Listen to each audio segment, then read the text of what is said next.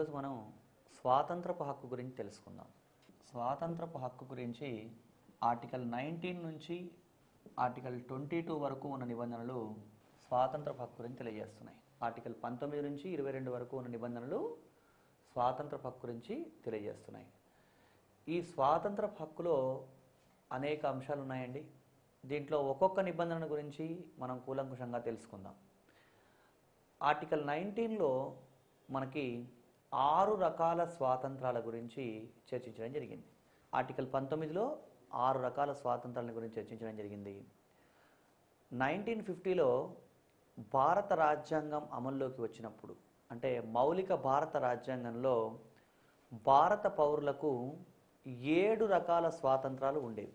కానీ 1978లో 44వ రాజ్యాంగ సవరణ ద్వారా ఆస్తి హక్కును ప్రాథమిక హక్కుల జాబితా నుంచి తొలగించినప్పుడే ఆర్టికల్ 19లో ఉన్నటువంటి ఆస్తి స్వాతంత్రాన్ని కూడా ప్రాథమిక హక్కుల జాబితా నుంచి తొలగించడంతో, అంటే ఆర్టికల్ 19 నుంచి ఆస్తి స్వాతంత్రాన్ని తొలగించడం వలన ప్రస్తుతం భారత పౌరులకు 6 రకాల స్వాతంత్రాలు మాత్రమే అందుబాటులో ఉన్నాయి.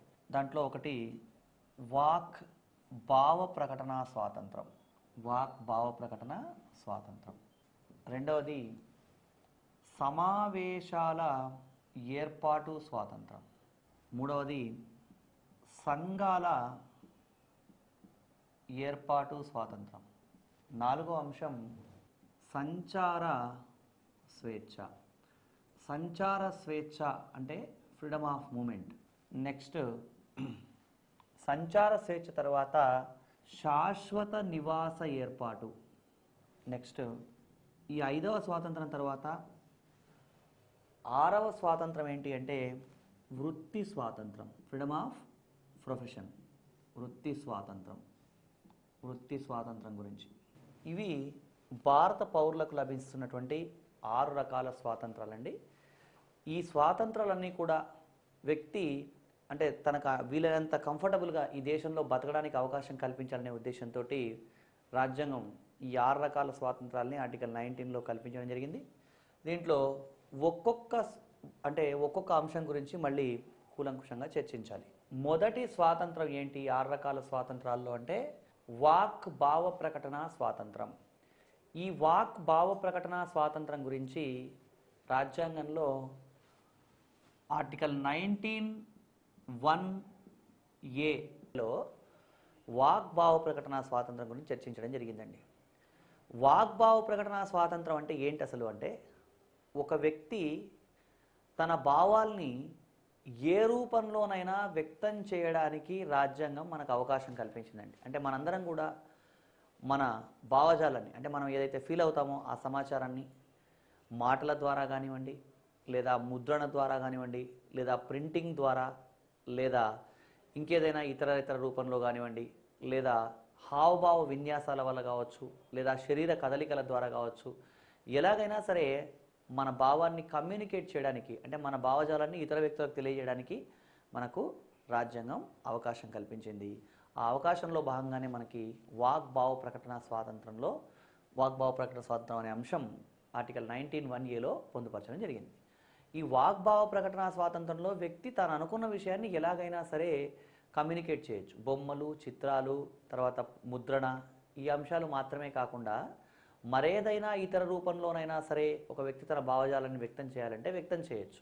అంటే ఫర్ ఎగ్జాంపుల్ సైగల ద్వారా కూడా ఒక వ్యక్తి తన భావజాలాన్ని ఎదుటి వ్యక్తి కమ్యూనికేట్ చేస్తాడు కొన్ని సందర్భాల్లో. అంటే మరేదైనా ఇతర రూపంలో అంటే ఇంకేదైనా ఇతర రూపంలో ఒక వ్యక్తి తన భావజాలాన్ని వ్యక్తం చేయాలన్నా వ్యక్తం చేయడానికి ఇక్కడ మనకి రాజ్యాంగంలో ఆర్టికల్ 19(1)(a) అవకాశం కల్పించిందండి. ఈ వాగ్భావ ప్రకటన స్వాతంత్రంలో భాగంగానే మనందరికీ అనేక రకాలైనటువంటి హక్కులు ఉన్నాయి. ఆ హక్కులు ఏంటి, ఆ అవకాశాలు ఏంటో అనే అంశానికి సంబంధించి కూడా తెలుసుకుందాం. ఈ హక్కులు అవకాశాలన్నీ కూడా ఏంటి అంటే భిన్న సందర్భాల్లో న్యాయస్థానాలు భిన్నమైన తీర్పులు ఇస్తూ వాగ్భావ ప్రకటనలో అనేకమైన అంశాలు అంతర్భాగం అని చెప్పడం జరిగింది. ఈ వాగ్భావ ప్రకటన స్వాతంత్రంలో భాగంగా వ్యక్తికి ఎలాంటి అవకాశాలు ఉన్నాయి అంటే అంటే సమాజంలో ఉండే వ్యక్తులందరూ కూడా తమ భావజాలాన్నే కాకుండా ఇతరుల భావాల్ని కూడా వ్యక్తం చేయవచ్చు. అంటే ఒక వ్యక్తి తను మాత్రమే కాకుండా మరొక వ్యక్తి తరఫున ఏదైనా మాట్లాడాలి అంటే కూడా మాట్లాడడానికి స్వాతంత్రం ఉందండి. అది కూడా వాగ్భావ ప్రకటన స్వాతంత్రంలో అంతర్భాగమే. అదేవిధంగా వాగ్భావ ప్రకటన స్వాతంత్రంలో భాగంగా వ్యక్తి టెలిఫోన్ ట్యాపింగ్ను వ్యతిరేకించే స్వేచ్ఛను కలిగి ఉన్నాడు. అంటే ఒక వ్యక్తి పర్సనల్ ఫోన్ని ఎవరు ట్యాప్ చేయడానికి వీల్లేదు. అంటే ఏదైనా ఒకవేళ ఒక వ్యక్తి సంఘ విద్రోహ శక్తి అని భావించినప్పుడు అలాంటి సందర్భాల్లో అది వేరు విషయం. కానీ సాధారణ పరిస్థితుల్లో ఒక వ్యక్తి టెలిఫోన్ని ట్యాప్ చేయడానికి ఎవరికి అధికారం లేదు. అదేవిధంగా వ్యక్తి వాణిజ్య ప్రకటనల్లో పాల్గొనే హక్కును కూడా కలిగి ఉన్నాడు. వాగ్భావ ప్రకటన స్వాతంత్రంలో భాగంగానే వ్యక్తులందరూ కూడా ఎవరైనా సరే వాణిజ్య ప్రకటనలో పాల్గొనవచ్చు, వాటికి సంబంధించినటువంటి కార్యకలాపాలు చేసుకోవచ్చు. ఇది కూడా వాగ్భావ ప్రకటన స్వాతంత్రంలో అంతర్భాగం. వాగ్భావ ప్రకటన స్వాతంత్రంలో భాగంగా ఒక వ్యక్తి నిశ్శబ్దంగా ఉండడం కూడా దీంట్లో చెప్పడం జరిగిందండి. అంటే నిశ్శబ్దంగా ఉండడం కూడా వాగ్భావ ప్రకటన స్వాతంత్రంలో అంతర్భాగమే. నిశ్శబ్దంగా ఉండడం అనేది ఎలా వాగ్భావ ప్రకటన స్వాతంత్రంలో అంతర్భాగం అవుతుంది? నిశ్శబ్దం అనేది ఒక కమ్యూనికేషన్. అంటే నిశ్శబ్దంగా ఉండడం కూడా ఒక భావ వ్యక్తీకరణే. అంటే నిశ్శబ్దంగా ఉండడం వల్ల ఒక వ్యక్తి కోపాన్ని కానీ, అయిష్టతను కానీ, అసంతృప్తిని కానీ దేనైనా ఒకదాన్ని వ్యక్తం చేయొచ్చు. కాబట్టి నిశ్శబ్దంగా ఉండడం కూడా వాగ్భావ ప్రకటన స్వాతంత్రంలో అంతర్భాగమే. అదేవిధంగా ఈ వాగ్భావ ప్రకటన స్వాతంత్రంలో అంతర్భాగంగానే మనకి ప్రభుత్వ కార్యకలాపాలని గురించి తెలుసుకునే స్వేచ్ఛ కూడా ఉంది. ప్రభుత్వ కార్యకలాపాలని గురించి తెలుసుకునే స్వేచ్ఛ అంటే ప్రభుత్వం ఏం చేస్తోంది, ఏ సందర్భంలో ఎలాంటి నిర్ణయాలు తీసుకుంది, వీటికి సంబంధించి మనం తెలుసుకునే హక్కు మనకుందండి. మనం జాగ్రత్తగా గమనించినట్టయితే ఆర్టికల్ 19(1)A అనేది రాజ్యాంగంలోని ప్రాథమిక హక్కుల్లో ఉండడం వల్లనే మనకి 2005 సంవత్సరంలో సమాచార హక్కు చట్టం అనేటువంటి చట్టం తీసుకురావడం జరిగింది. సమాచార హక్కు చట్టం ప్రకారం ఒక వ్యక్తి ఏ సమాచారాన్నైనా, ప్రభుత్వానికి సంబంధించినటువంటి ఏ సమాచారాన్నైనా, అంటే మినహాయింపులు ఉన్నాయి అది వేరే విషయం, కానీ ఏ ఇతర సమాచారాన్నైనా సరే తెలుసుకోవడానికి వ్యక్తులకు అవకాశం ఉంది అంటే అది ఆర్టికల్ 19(1)A. అంటే ఒక రకంగా చెప్పాలంటే ఈరోజు భారత రాజ్యాంగంలో ఉన్నటువంటి ఆర్టికల్ 19(1)A అనేది సమాచార హక్కు చట్టానికి కూడా ఆధారభూతమైంది అని మనం చెప్పవచ్చు. ఈ వాగ్భావ ప్రకటన స్వాతంత్రంలో ఇంకా ఏమన్నా ఇతర అంశాలు ఉన్నాయా అంటే ఇప్పుడు మాట్లాడుకున్న అంశాలన్నీ ఉన్నాయండి. ఈ వాగ్భావ ప్రకటన స్వాతంత్రంలో భాగంగా ఒక వ్యక్తి ఏదైనా సమాచారాన్ని ఏ సందర్భంలోనైనా కమ్యూనికేట్ చేయవచ్చు అని మనం తెలుసుకున్నాం. ఇవన్నీ వాగ్భావ ప్రకటన స్వాతంత్రంలో అంతర్భాగాలే. అయితే ఇక్కడ వాగ్భావ ప్రకటన స్వాతంత్రం ఉంది కదా అని వ్యక్తి దాన్ని దుర్వినియోగం చేయకుండా ఉండాలి. కాబట్టి అంటే దాన్ని దుర్వినియోగం చేస్తే ఇతరులకు ఇబ్బంది కలుగుతుంది. అందుకని మనకి ప్రాథమిక హక్కులు ఎంత విస్తారంగా ఉన్నాయో అదేవిధంగా ఈ ప్రాథమిక హక్కులపై కూడా పరిమితులు కూడా ఉన్నాయి. ఈ వాగ్భావ ప్రకటన స్వాతంత్రం మీద కూడా అనేక పరిమితులు ఉన్నాయండి. ఆ పరిమితులు ఏంటి అంటే వ్యక్తులు తాము మాట్లాడేటప్పుడు లేదా తమ ఈ వాగ్భావ ప్రకటన స్వాతంత్రాన్ని వినియోగించుకునే సందర్భంలో దేశ సార్వభౌమాధికారానికి కానీ, దేశ సమైక్యత సమగ్రతకు కానీ భంగం కలిగించకూడదు. అదేవిధంగా ఇతర వ్యక్తుల పరువు మర్యాదలకు దెబ్బతీసే విధంగా వ్యక్తి వాగ్భావ ప్రకటన స్వాతంత్రం ఉండకూడదు. ఒకవేళ ప్రభుత్వం చేసినటువంటి ఏదైనా ఒక చట్టం వల్ల వ్యక్తి వాగ్భావ ప్రకటన స్వాతంత్రానికి ఇబ్బంది కలుగుతోంది అని అనుకున్నప్పుడు అప్పుడు మనం న్యాయస్థానాన్ని కూడా ఆశ్రయించవచ్చు. ఇటీవలి కాలంలో మనం 66A information technology act, IT యాక్ట్కి సంబంధించి 66A అనే విషయం సుప్రీంకోర్టులో సవాల్ చేయడం జరిగింది. ఆ విషయం మీద శ్రియా సింఘాల్ అనే వ్యక్తి ప్రజా ప్రయోజనాల వ్యాజ్యం వేయడం, దానికి సంబంధించి ఆర్టికల్ 66Aను సమంజసం కాదని న్యాయస్థానం చెప్పడం కూడా మనం గమనించాం. ఎందుకు అంటే వాగ్భావ ప్రకటన స్వాతంత్రం ఉంది కాబట్టి.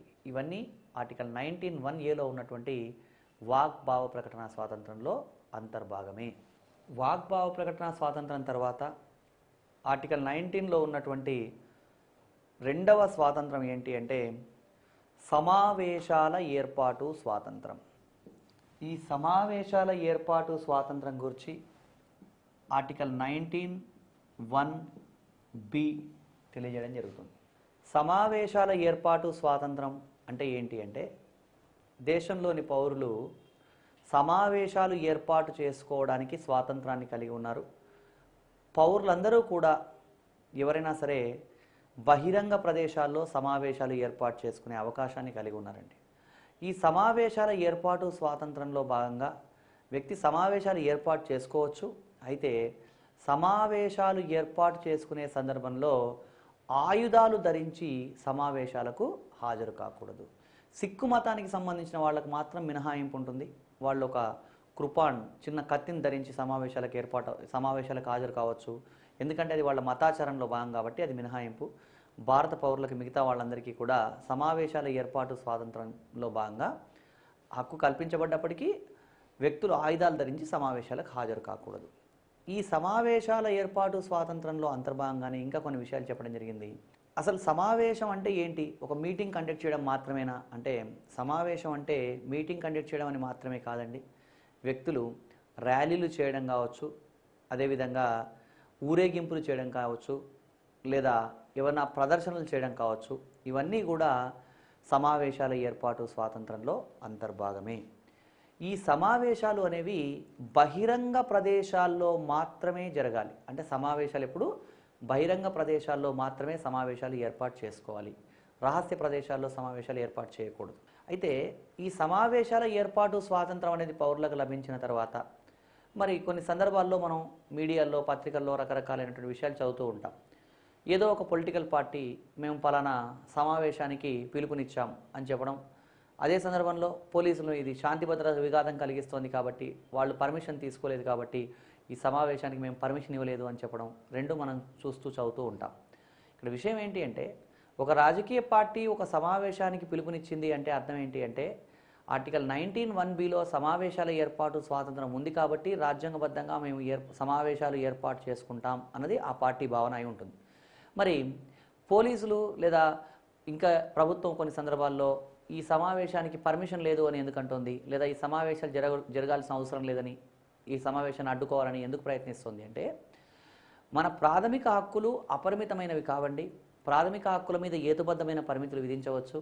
అదేవిధంగా సమావేశాల ఏర్పాటు స్వాతంత్రం మీద కూడా కొన్ని పరిమితులు ఉన్నాయి. ఆ పరిమితులు ఏంటి అంటే, సమావేశాలు అనేవి ట్రాఫిక్ ఆంక్షల్ని అంటే ట్రాఫిక్ని ఇబ్బంది పెట్టే విధంగా సమావేశాలు ఏర్పాటు చేసుకోకూడదు. అంటే సిఆర్పిసి, ఐపీసీలో ఉన్నటువంటి సెక్షన్స్ ఏం చెప్తున్నాయంటే, సమావేశాల ఏర్పాటు స్వాతంత్రం మీద అవసరమైన మేరకు రాజ్యం హేతుబద్ధమైన పరిమితులు విధించడానికి అవకాశం ఉంది అని చెప్తున్నాయి. అంటే పోలీసు వర్గాలు మేము పర్మిషన్ ఇవ్వట్లేదు అని కానీ, ప్రభుత్వం పర్మిషన్ ఇవ్వట్లేదు కానీ అనింది అంటే అర్థం ఏంటి అంటే, సమావేశాల ఏర్పాటు స్వాతంత్రం మీద పౌరులకు కొన్ని పరిమితులు కూడా ఉన్నాయి కాబట్టి ఆ పరిమితుల్ని మేము వాడుతున్నామని ప్రభుత్వం చెప్తుంది. ఒక ప్రాథమిక హక్కును మేము వినియోగించుకుంటున్నామని చెప్పేసి ప్రజలు చెప్తున్నారు. ఈ రెండింటి మధ్య సంఘర్షణ ఏర్పడ్డప్పుడే వివాదాస్పదమైనటువంటి అంశాలు వస్తాయండి.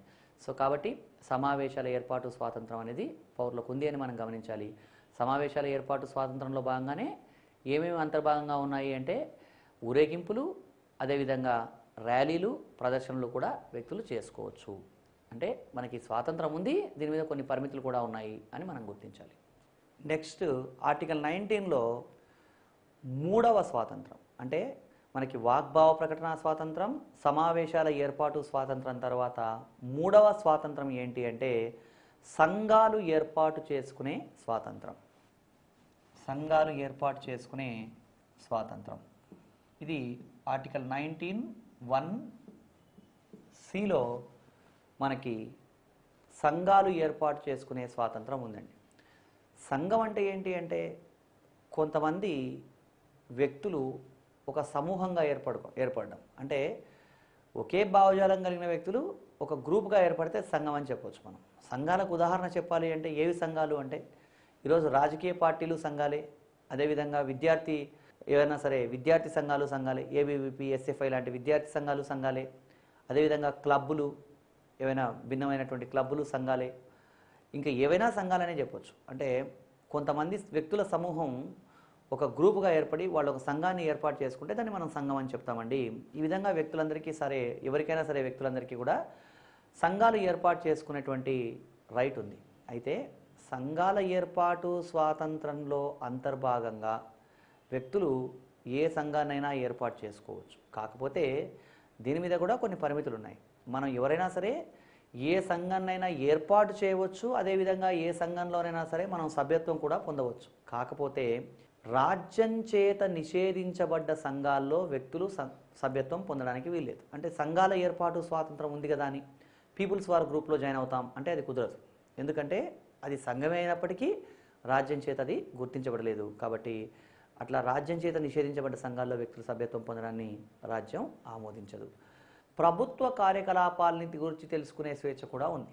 ప్రభుత్వ కార్యకలాపాలని గురించి తెలుసుకునే స్వేచ్ఛ అంటే ప్రభుత్వం ఏం చేస్తోంది, ఏ సందర్భంలో ఎలాంటి నిర్ణయాలు తీసుకుంది, వీటికి సంబంధించి మనం తెలుసుకునే హక్కు మనకు ఉందండి. మనం జాగ్రత్తగా గమనించినట్టయితే ఆర్టికల్ 19(1)(a) అనేది రాజ్యాంగంలోని ప్రాథమిక హక్కుల్లో ఉండడం వల్లనే మనకి 2005 సంవత్సరంలో సమాచార హక్కు చట్టం అనేటువంటి చట్టం తీసుకురావడం జరిగింది.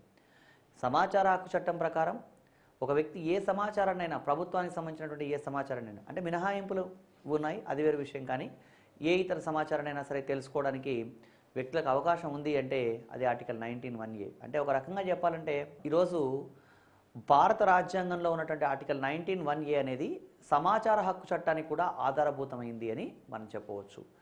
ఈ వాగ్భావ ప్రకటన స్వాతంత్రంలో ఇంకా ఏమన్నా ఇతర అంశాలు ఉన్నాయా అంటే ఇప్పుడు మాట్లాడుకున్న అంశాలన్నీ ఉన్నాయండి.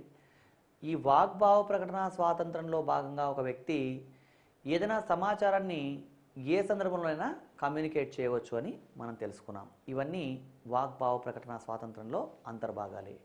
అయితే ఇక్కడ వాగ్భావ ప్రకటన స్వాతంత్రం ఉంది కదా అని వ్యక్తి దాన్ని దుర్వినియోగం చేయకుండా ఉండాలి. కాబట్టి అంటే దాన్ని దుర్వినియోగం చేస్తే ఇతరులకు ఇబ్బంది కలుగుతుంది. అందుకని మనకి ప్రాథమిక హక్కులు ఎంత విస్తారంగా ఉన్నాయో అదేవిధంగా ఈ ప్రాథమిక హక్కులపై కూడా పరిమితులు కూడా ఉన్నాయి.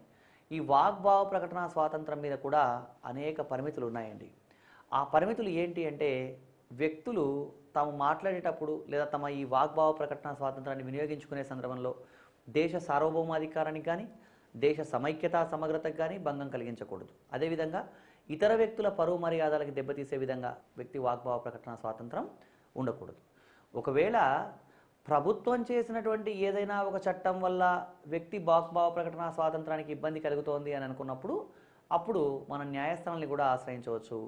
ఇటీవలి కాలంలో మనం 66A information technology act, IT యాక్ట్కి సంబంధించి 66A అనే విషయం సుప్రీంకోర్టులో సవాల్ చేయడం జరిగింది. నెక్స్ట్ ఆర్టికల్ 19లో 3వ స్వాతంత్రం అంటే మనకి వాగ్భావ ప్రకటన స్వాతంత్రం, సమావేశాల ఏర్పాటు స్వాతంత్రం తర్వాత 3వ స్వాతంత్రం ఏంటి అంటే సంఘాలు ఏర్పాటు చేసుకునే స్వాతంత్రం. సంఘాలు ఏర్పాటు చేసుకునే స్వాతంత్రం ఇది ఆర్టికల్ 19(1)(c)లో మనకి సంఘాలు ఏర్పాటు చేసుకునే స్వాతంత్రం ఉందండి.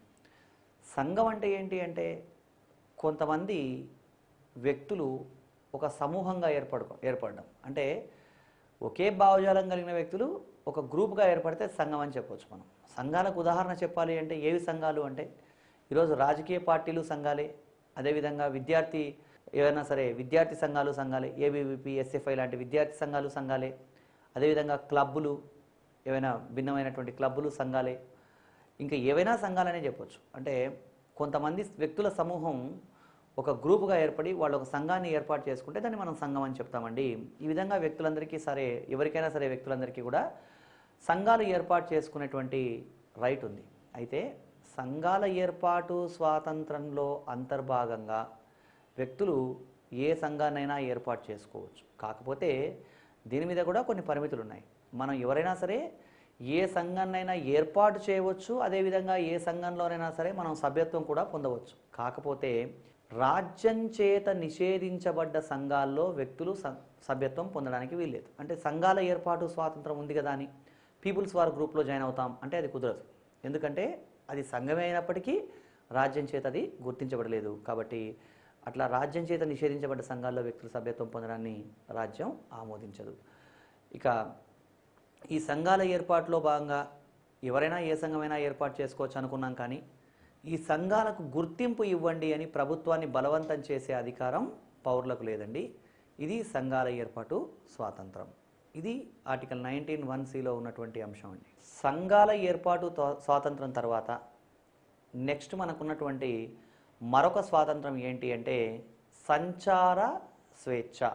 ఆర్టికల్ 19(1)(d)లో ఉన్నటువంటి సంచార స్వేచ్ఛ. సంచార స్వేచ్ఛ అంటే ఏంటి అంటే దేశంలోని పౌరులు ఎవరైనా సరే ఈ సంచార స్వేచ్ఛను కలిగి ఉన్నారు. దేశంలోని పౌరులు దేశంలో ఎక్కడైనా సంచరించే హక్కును అవకాశాన్ని కలిగి ఉన్నారు. అయితే నిషేధిత ప్రాంతాల్లో సంచార స్వేచ్ఛ మీద కొన్ని పరిమితులు ఉన్నాయి.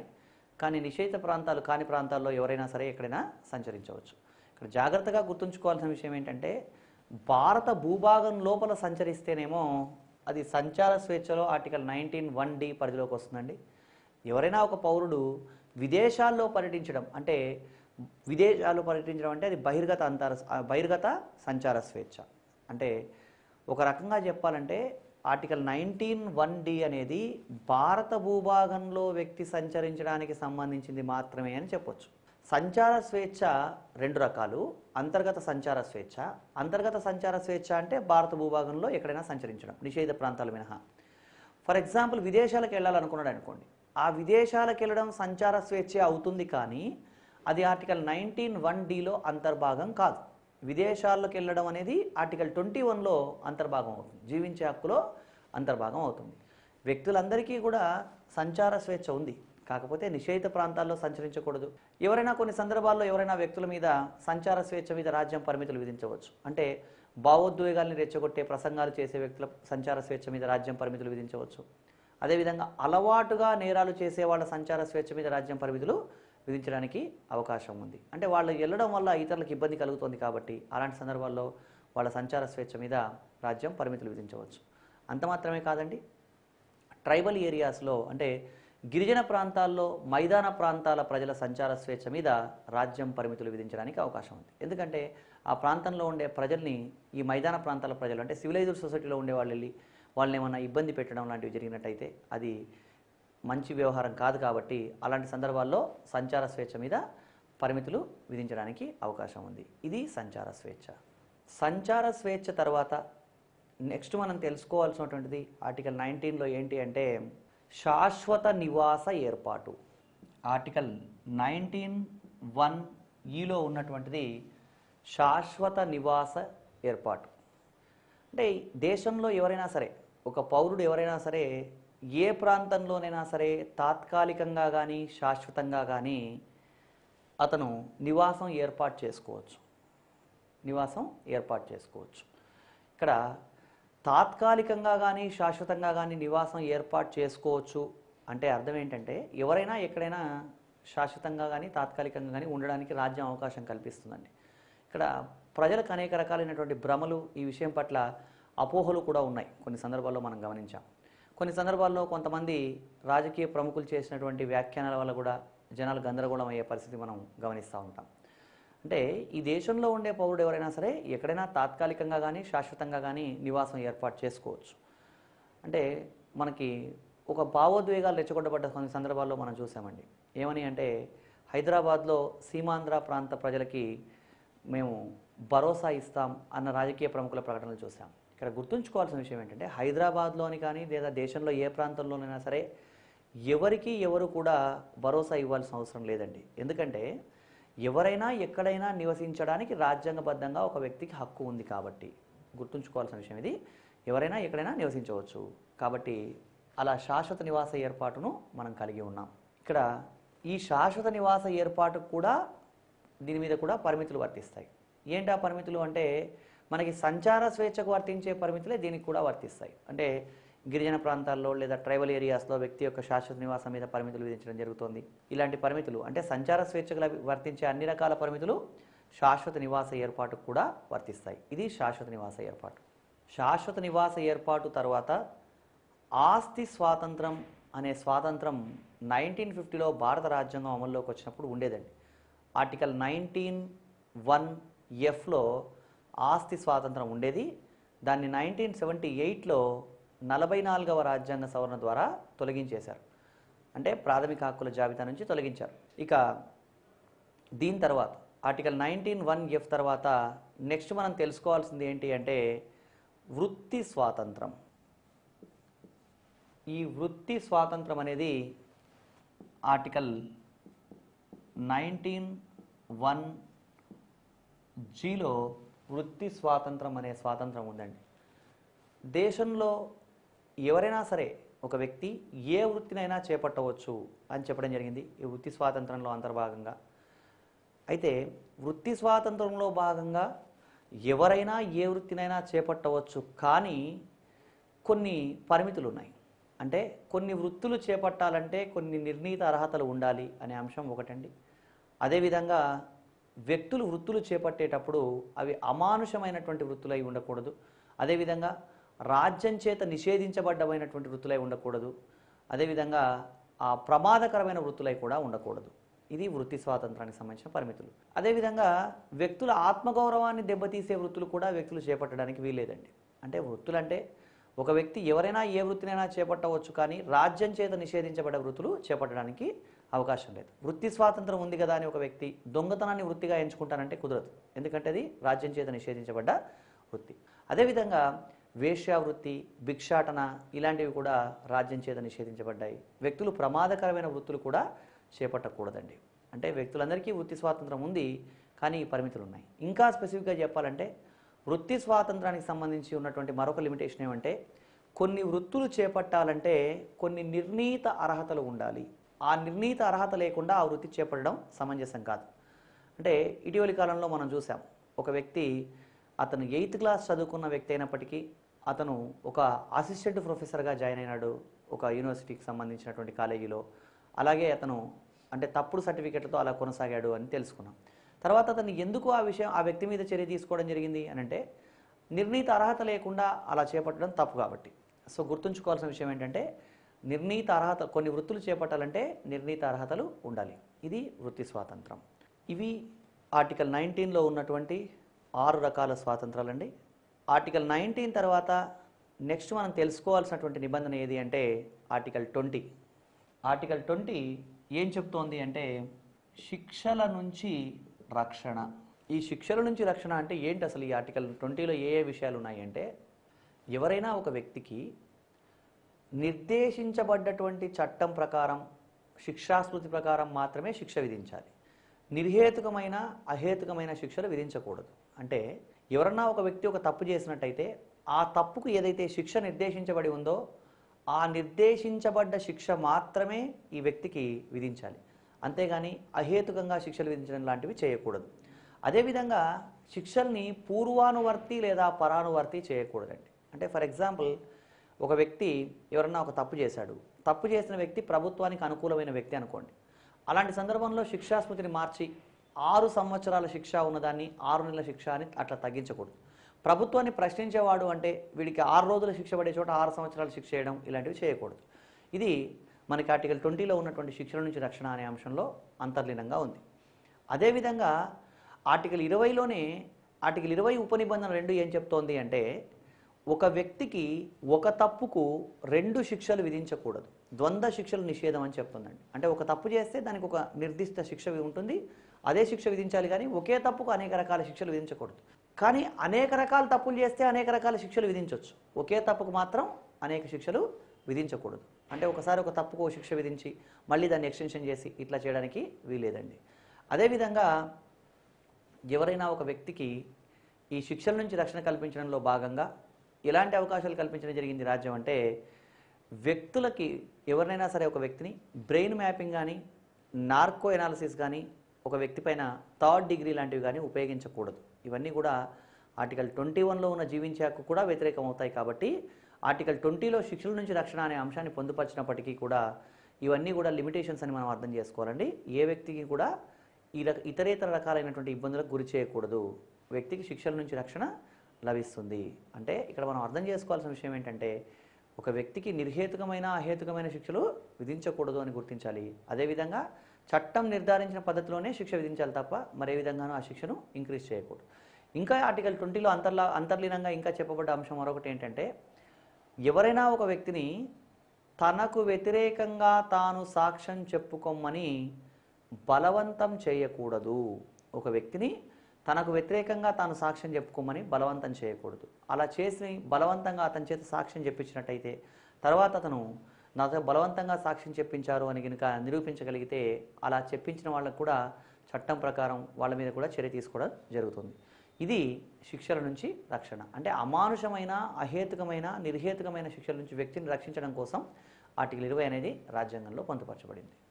అదేవిధంగా ఆర్టికల్ 20లోనే ఆర్టికల్ 20 ఉపనిబంధన 2 ఏం చెప్తోంది అంటే, ఒక వ్యక్తికి ఒక తప్పుకు 2 శిక్షలు విధించకూడదు. ద్వంద్వ శిక్షలు నిషేధం అని చెప్తుందండి. అంటే ఒక తప్పు చేస్తే దానికి ఒక నిర్దిష్ట శిక్ష ఉంటుంది, అదే శిక్ష విధించాలి, కానీ ఒకే తప్పుకు అనేక రకాల శిక్షలు విధించకూడదు.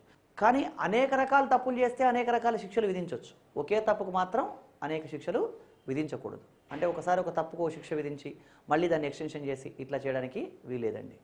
అదేవిధంగా ఎవరైనా ఒక వ్యక్తికి ఈ శిక్షల నుంచి రక్షణ కల్పించడంలో భాగంగా ఎలాంటి అవకాశాలు కల్పించడం జరిగింది రాజ్యం అంటే, వ్యక్తులకి ఎవరినైనా సరే ఒక వ్యక్తిని బ్రెయిన్ మ్యాపింగ్ కానీ నార్కో ఎనాలిసిస్ కానీ ఒక వ్యక్తి పైన థర్డ్ డిగ్రీ లాంటివి కానీ ఉపయోగించకూడదు. ఇవన్నీ కూడా ఆర్టికల్ 21లో ఉన్న జీవించే హక్కు కూడా వ్యతిరేకం అవుతాయి. కాబట్టి ఆర్టికల్ 20లో శిక్షల నుంచి రక్షణ అనే అంశాన్ని పొందుపరిచినప్పటికీ కూడా ఇవన్నీ కూడా లిమిటేషన్స్ అని మనం అర్థం చేసుకోవాలండి.